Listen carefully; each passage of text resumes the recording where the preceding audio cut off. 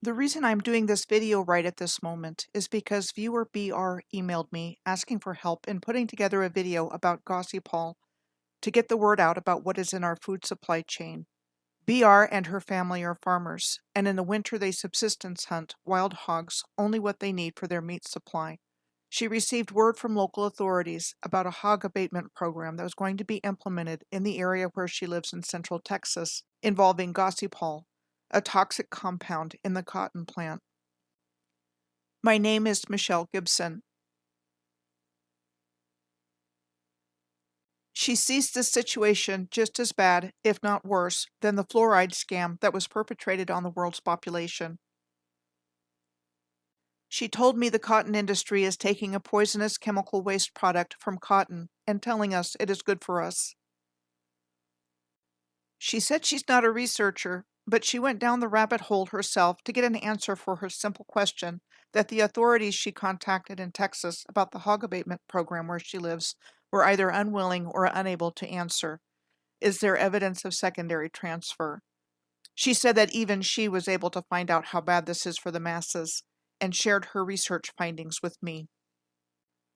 The subject she raised with me immediately piqued my interest because not long ago, when I was doing research on Louisiana Governor Huey Long for the National Statuary Hall in Washington, D.C., I encountered this information about him.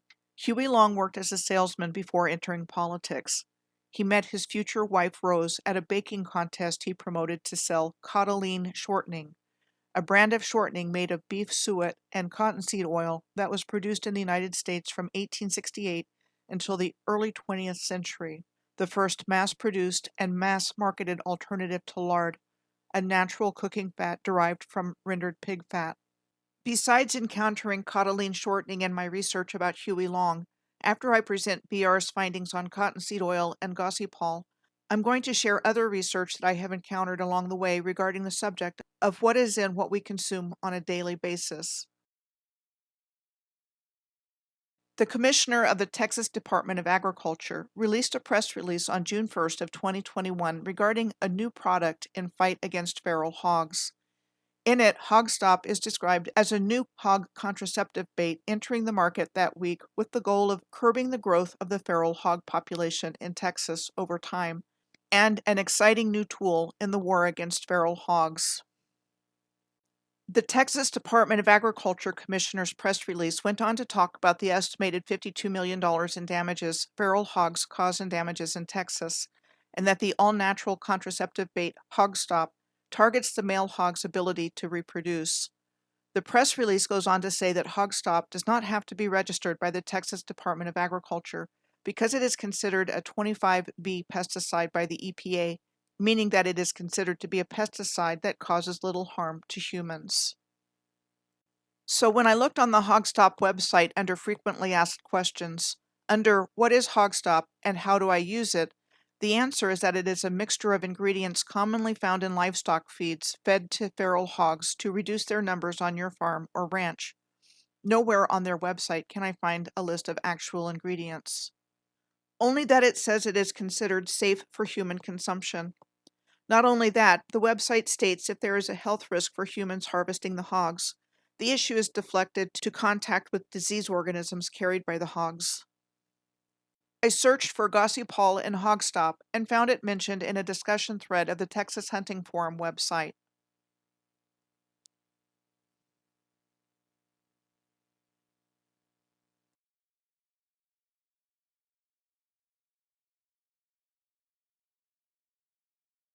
Which led me to find a PDF on the Hypro Feeds website that listed the ingredients when I searched for cottonseed oil in Hogstop. Not only that, there is a pretty hefty caution statement on the PDF, including warnings like it may be harmful if swallowed, if it gets in your eyes, rinse thoroughly with clean water, and keep out of reach of children. There is a link in the Texas Hunting Forum thread leading to a website explaining that it is the Gossypol and the cottonseed oil that causes male infertility. This article references 2 Chinese studies that looked at the relationship between cotton and infertility. More on the Chinese connection shortly. BR did a simple Google search of FDA cautions against deer corn versus cottonseed because she wanted to see which item received the most cautions. Among other things, deer corn is used as a supplement in animal feed and as feed deer hunters use to attract them. While corn is safer for people and animals than cottonseed, deer corn received over 7 million results that were cautions versus over 1 million for cottonseed.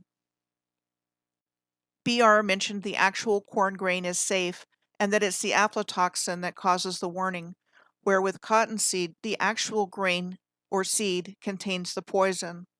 She indicated even with the approved allowable amount of aflatoxin, corn is still much safer to use as feed and won't transfer up the food chain like cottonseed/Gossypol does. BR shared a report she found from Texas A&M University from 2017 showing that the contraceptive method they are using to get Hogstop into the wild pig population, one, is not supported by research as a feasible alternative in wild pig management. Two, says secondary transfer can potentially happen. Three, says pharmaceuticals and pesticides either require special and expensive treatments to remove or cannot be removed at all. And four, says a real threat to human health.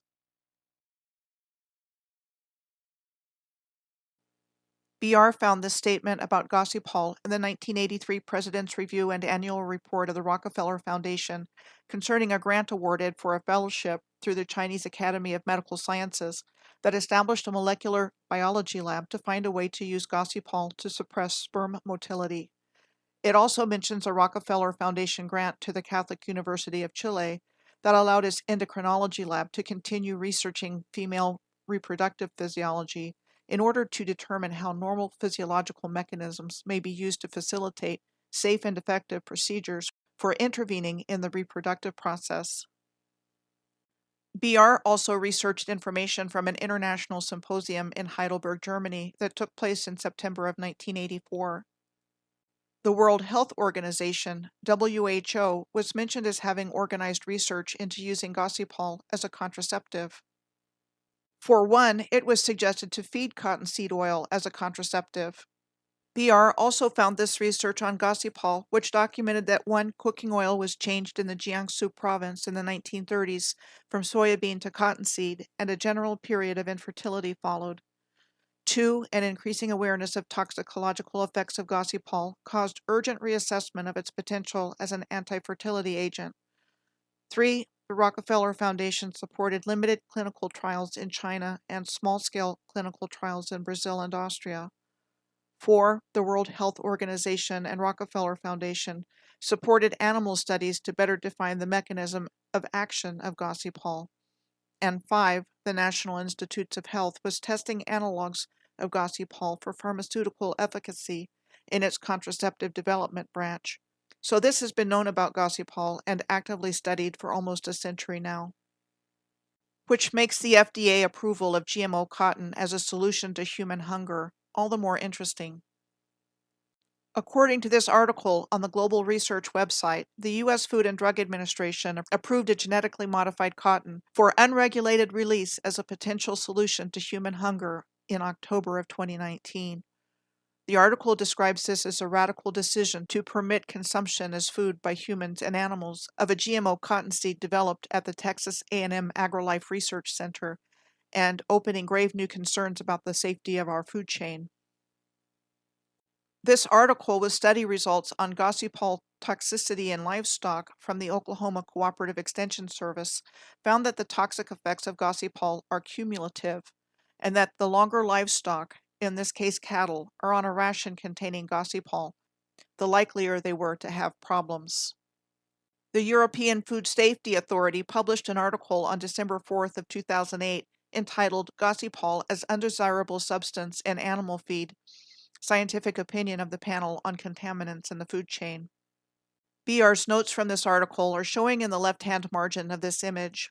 Her review noted things like a lack of data, not used for feed of chickens or fish in the European Union. Gossypol is transferred to edible tissues, and not enough testing done to see if Gossypol is in food products from animals that ate the food that contained Gossypol. All to say more testing is needed. Gossypol poisoning is made worse by malnutrition, yet cottonseed is being touted as the food savior for the world's poor. Why? Also, why are these food brands and restaurant chains using cottonseed oil when there are plenty of other options for cooking food oil? Now that I have presented BR's research findings about cottonseed oil and Gossypol, I'm going to share research I have encountered along the way regarding the subject of what we are consuming on a daily basis, starting with Norman Borlaug. He is one of the two statues representing the state of Iowa in the National Statuary Hall in the United States Capitol building in Washington, D.C. Norman Borlaug was an American agriculturalist who led initiatives around the world that led to significant increases in agricultural production, known as the Green Revolution. He received his higher education at the University of Minnesota, where he received a Bachelor of Science degree in forestry in 1937, a Master of Science degree in 1940, and a PhD in plant pathology and genetics in 1942. Borlaug was employed as a microbiologist by DuPont in Wilmington, Delaware between 1942 and 1944, where it was planned he would lead research into agricultural bactericides, fungicides, and preservatives. With the entry of the U.S. into World War II after the attack on Pearl Harbor on December 7th of 1941, his lab instead was converted to conduct research for the U.S. military, like the development of glue that resisted corrosion in the warm salt water of the Pacific, camouflage, canteen disinfectants, DDT to control malaria, and insulation for small electronics. The Mexican president Avila Camacho, elected in 1940, wanted to augment Mexico's industrialization and economic growth, and the U.S. Vice President Henry Wallace, who saw this as beneficial to the interest of the United States, persuaded the Rockefeller Foundation to work with the Mexican government in agricultural development. They in turn contacted leading agronomists who proposed the Office of Special Studies within the Mexican government to be directed by the Rockefeller Foundation and staffed by Mexican and American scientists focusing on soil development, maize and wheat production, and plant pathology. Borlaug was tapped to be the head of the newly established Cooperative Wheat Research and Production Program in Mexico, a position which he took over as a geneticist and plant pathologist after he finished his wartime service with DuPont in 1944. In 1964, he was made the director of the International Wheat Improvement Program at El Baton on the outskirts of Mexico City, as part of the Consultative Group on International Agricultural Research's International Maize and Wheat Improvement Center, or CIMMYT, the funding for which was provided by the Rockefeller and Ford Foundations and the Mexican government. Interesting to note that Borlaug felt that pesticides, like DDT, had more benefits than drawbacks and advocated for their continued use. Borlaug retired as director of the CIMMYT in 1979, though stayed on as a senior consultant and continued to be involved in plant research.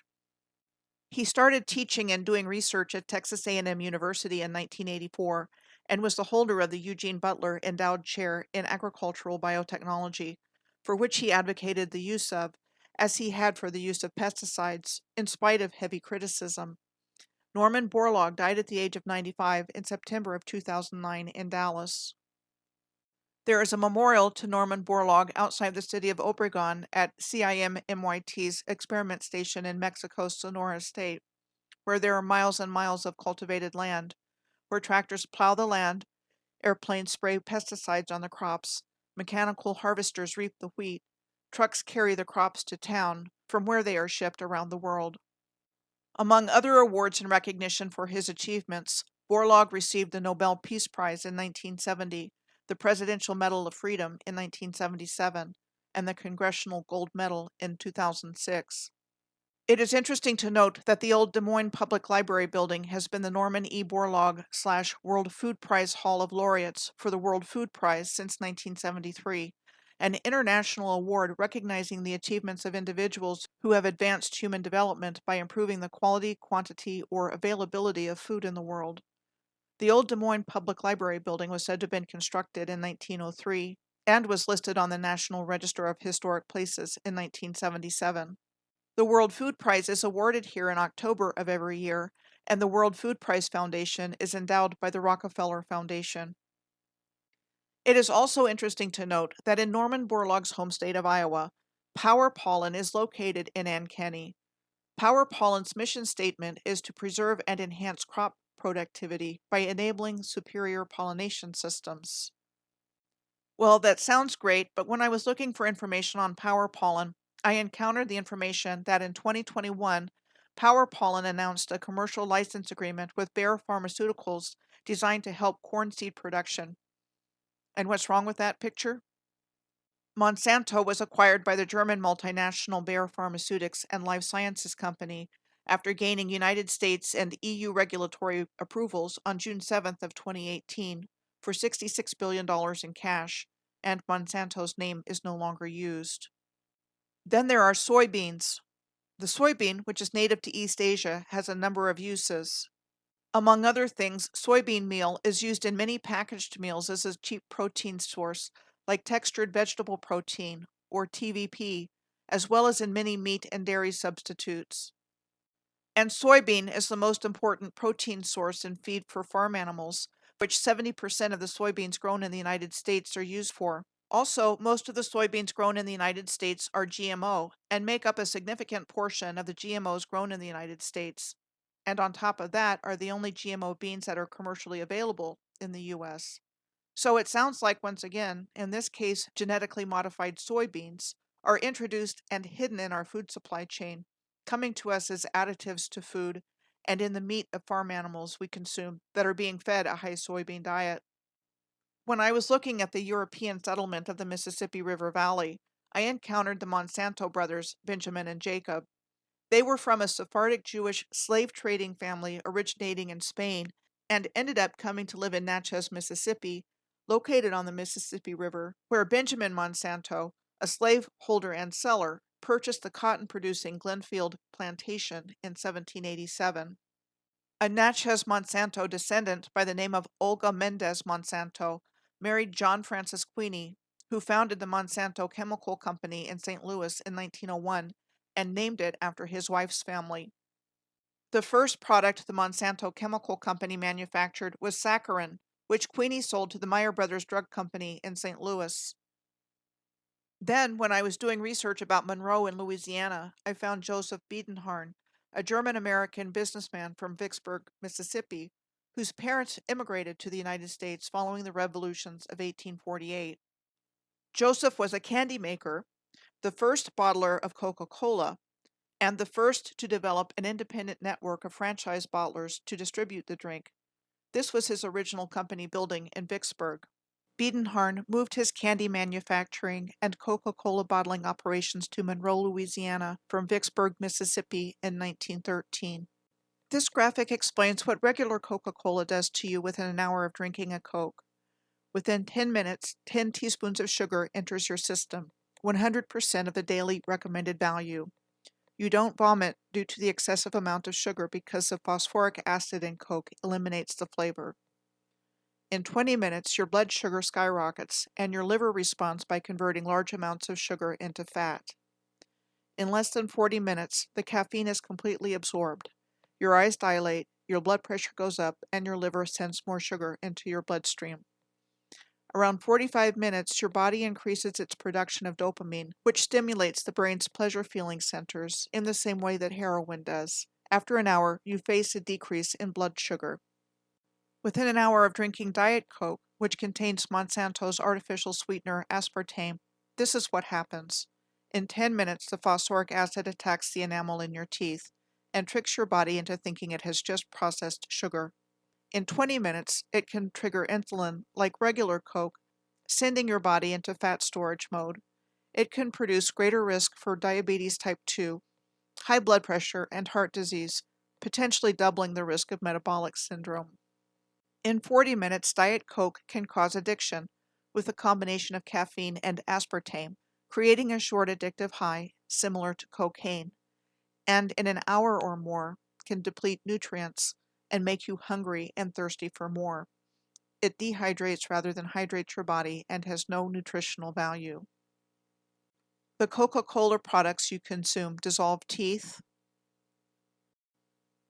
remove rust, and unclog drains. Along with his son Malcolm and other investors, Joseph Biedenharn bought a crop dusting business in 1925 added 18 planes to the fleet, and moved the company headquarters from Macon, Georgia to Monroe. Crop dusting involves the spraying of crops with pesticides and fertilizers, like other Monsanto products. Also, it is interesting to note that Biedenharn's crop dusting business was the origin of Delta Airlines, which was incorporated in December of 1928, and Delta's headquarters moved from Monroe to Atlanta in 1941. I recently did research on the history of candy, and here are some of the things I found out. Hard stick candy as we know it has at least been around since 1837, when it was at the exhibition of the Massachusetts Charitable Mechanics Association that year in Boston, Massachusetts. Stick candy is made by mixing things like granulated sugar and sometimes corn syrup with water and a small amount of cream of tartar, though white vinegar can be used in place of cream of tartar. The chemical name for cream of tartar is potassium bitartrate, and in addition to its uses in cooking, when it is combined with other substances like lemon juice, vinegar, and hydrogen peroxide, it is used as a cleaning agent. Today's cotton candy was first created in 1897 by a dentist named William Morrison, who developed the cotton candy machine, and a confectioner named John C. Wharton, and together they created a product they called a fairy floss by heating sugar through a screen that made its debut at the 1904 World's Fair in St. Louis, where it won an award for novelty of invention. It received the name cotton candy from yet another dentist, Joseph Lascaux, who marketed his version of the same treat starting in 1921, and named it after the cotton of his home state of Louisiana, and sold it to his dental patients, and which apparently had saccharin in it, according to this reference that I found. Around the same time that cotton candy was first made, the Tootsie Roll entered the scene as the first penny candy that was individually wrapped and sold, starting in 1896. An Austrian immigrant by the name of Leo Hirschfeld invented the candy, which we are told was named after his daughter Clara, who was nicknamed Tootsie. Hirschfeld's first invention was bromelain jelly powder. It was the first instant flavored gelatin powder, and initially came in 4 flavors: lemon, orange, raspberry, and strawberry. It was also the first commercially successful gelatin dessert powder, and was eventually driven off the market by Jell-O. Interesting to note that there are 2 different possible meanings attributed to the name. One was what the manufacturer, Stern and Stahlberg Company, said it was, which was angel's food, and that the other is what the breakdown of the Greek etymology is said to mean, which is a foul spirit, with bromos meaning stench, and angelus, a messenger, angel, or spirit, or the possibility that it has no meaning at all. The ingredients of Tootsie Rolls, at least today, are as follows: sugar, corn syrup, palm oil, condensed skim milk, cocoa, whey, soy lecithin, and artificial and natural flavors. The sugar and corn syrup alone have a bad effect on the body, spiking insulin and sending the body on a roller coaster ride. But Tootsie Rolls represented a breakthrough in the candy industry, a chocolate-flavored caramel and taffy, but not any one of the 3. They didn't stick together in bulk containers at the store, they didn't melt, and they stayed fresh. From that modest start, Tootsie Roll Industries has brought us Charms Blow Pops, Mason Dots, Andes, Sugar Daddy, Charleston Chew, Double Bubble, Razzles, Caramel Apple Pops, Junior Mints, Sal's chocolate-covered cherries, and Nick Elnip, and sold all over in places like grocery stores, warehouse and membership stores, vending machines, dollar stores, drug stores, and convenience stores. Makes me wonder if we would even need dentists, and doctors for that matter, if we did not have all this junk food at our disposal. All of the sugar and other additives that were introduced into our diets brings the prevalence of type 2 diabetes to mind, which is an impairment in the way the body regulates and uses sugar, or glucose, as a fuel, and affects a lot of people who either have it or are at risk to develop it as a health condition. The following information on diabetes is from the cdc.gov website. In 2020, diabetes was the 8th leading cause of death in the United States. Adults 50 or older on the average die almost 5 years earlier, develop diabetes 6 to 7 years earlier, and spend 1 to 2 years in a disabled state than adults without diabetes. In 2019, 37.3 million people, or 11.3% of the population in the United States, had diabetes. Of that number, the 18 and over population presented 37.1 million, or 14.7% of the adult population. Their statistics show that the prevalence of total and diagnosed diabetes increased steadily between 2001 and 2004 and 2017 and 2020, and similar trends were seen across all categories examined. I was looking for a graphic to show that this situation about our food is just the tip of the iceberg of the vast subject of what substances are being introduced into our bodies that have harmful effects without our informed consent. Interestingly, I found this graphic put together by CIM-MYT, the International Maize and Wheat Improvement Center in Mexico, that was the result of the cooperative effort of the Mexican government and the Rockefeller Foundation starting in the 1940s, and that Norman Borlaug was the director of starting in the 1960s. The graphic shows the current system in brown on the left, current events in the center, and the emerging system in green on the right-hand side, with the diver swimming underneath the iceberg to come up in the emerging system. In the segment of the iceberg that is underwater, there are 3 sections listed. 1. Patterns, what has been happening over time. 2. Structure, what policies, laws, and structures influence the patterns. And 3. Mental models, what are the mindsets, values, and assumptions. CIM-MYT has been at the heart of biotech research for development, with stated aims of food security, innovative agricultural practices to boost crop production and prevent disease since the 1940s, and hosts the largest maize and wheat gene bank in the world. Again, it sounds positive, but what is really going on here? The Georgia Guidestones sounded positive too. They were unveiled on March 22nd of 1980 on a rural site in Elbert County, Georgia. Engraved on each face of the 4 large upright stones in 8 different languages was a message containing 10 principles or guidelines. The very first guideline is maintain humanity under 500 million in perpetual balance with nature. In 2021, the world population was estimated to be 7.8 billion people. Going from 7.8 billion to 500 million people, what is up with that? The remaining guidelines on the guidestones sounded positive, but were they really? Guide reproduction wisely, improving fitness and diversity. Unite humanity with a new living language. Rule passion, faith, tradition, and all things with tempered reason. Protect people and nations with fair laws and just courts. Let all nations rule internally, reserving external disputes in a world court. Avoid petty laws and useless officials. Balance personal rights with social duties. Prize truth, beauty, love, seeking harmony with the infinite. Be not a cancer on the earth. Leave room for nature. Leave room for nature. There were apparent focuses of population control, eugenics, and internationalism engraved on the guidestones. Whoever was behind the guidestones remains anonymous. So what was their purpose? By whom and for whom? And what did the guidestones really represent? I am happy to report that on July 7th of 2022, the Georgia Guidestones were completely demolished after one of them was destroyed by an explosion of unknown origins. As I said at the beginning, I'm doing this video right now because viewer BR emailed me asking for help in putting together a video about Gossypol and cottonseed oil to get the word out about what is in our food supply chain, and the subject she raised immediately piqued my interest because it dovetailed with research I have already done as shared here. Food for thought is a phrase used to describe something that merits serious consideration. So, think about it.